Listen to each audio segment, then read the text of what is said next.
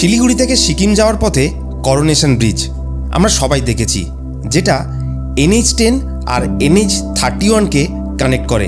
এক কথায় বলা ভালো, দার্জিলিং ডিস্ট্রিক্টের সঙ্গে জলপাইগুড়ি ডিস্ট্রিক্ট। শিলিগুড়ির NJP থেকে এই ব্রিজের ডিস্টেন্স প্রায় 29 কিলোমিটার। তিস্তা নদীর ওপরে তৈরি এই ব্রিজ, যার বয়স প্রায় 85 বছর।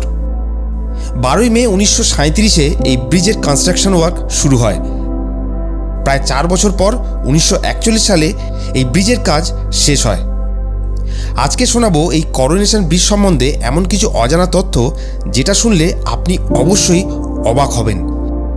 তার সঙ্গে শোনাবো এই ব্রিজের কালো ইতিহাসের কথা, the dark side of coronation bridge. ভিডিওটি শুরু থেকে শেষ পর্যন্ত অবশ্যই দেখতে থাকুন।